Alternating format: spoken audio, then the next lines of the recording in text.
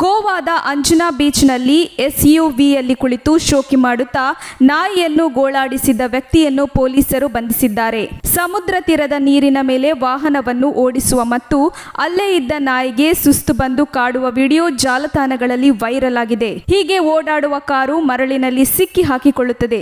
ಅದನ್ನು ಎಳೆಯಲು ಪ್ರಯತ್ನಿಸುತ್ತಿರುವುದು ಮತ್ತು ಸಹಾಯ ಯಾಚಿಸುವುದು ವಿಡಿಯೋದಲ್ಲಿ ಕಂಡುಬಂದಿದ್ದು, ಈ ವಿಡಿಯೋ ಕಂಡ ನೆಟ್ಟಿಗರು ವ್ಯಕ್ತಿಯ ವಿರುದ್ಧ ತೀವ್ರ ಆಕ್ರೋಶ ವ್ಯಕ್ತಪಡಿಸಿದ್ದರು. ಈ ವಿಡಿಯೋ ಸಾಮಾಜಿಕ ಜಾಲತಾಣಗಳಲ್ಲಿ ವ್ಯಾಪಕ ವೈರಲ್ ಆಗಿದ್ದು, ಇದರ ಬೆನ್ನಲ್ಲೇ ವಿಡಿಯೋ ಗಮನಿಸಿದ ಪೊಲೀಸರು ಅಲರ್ಟ್ ಆಗಿದ್ದು ಪ್ರಕರಣದ ತನಿಖೆ ಆರಂಭಿಸಿದ್ದರು. ಇದೀಗ ದೆಹಲಿ ಮೂಲದ ಲಲಿತ್ ಕುಮಾರ್ ದಯಾಳ್ ಎಂಬ ಚಾಲಕನನ್ನು ಪೊಲೀಸರು ಬಂಧಿಸಿದ್ದು, ಜೂನ್ 16ರಂದೇ ಈ ವಾಹನವನ್ನು ವಶಪಡಿಸಿಕೊಳ್ಳಲಾಗಿತ್ತು ಎಂದು ಉಪ ಪೊಲೀಸ್ ಅಧೀಕ್ಷಕ ತಿಳಿಸಿದ್ದಾರೆ.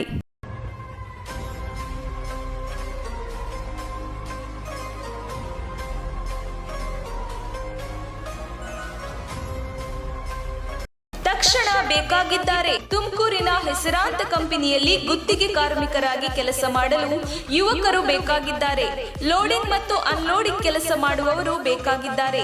ವಿದ್ಯಾರ್ಹತೆ ಎಸ್ಎಸ್ಎಲ್ಸಿ ಪಿಯುಸಿ. ನೇರ ಸಂದರ್ಶನ ಇರುತ್ತದೆ. ಇಎಸ್ಐ ಮತ್ತು ಪಿಎಫ್ ಸೌಲಭ್ಯ ಕೂಡ ಇರುತ್ತದೆ. ಆಸಕ್ತರು ಕೂಡಲೇ ಸಂಪರ್ಕಿಸಿ. ನವೀನ್ ಜಿಎಲ್. Mobile number 9743103968.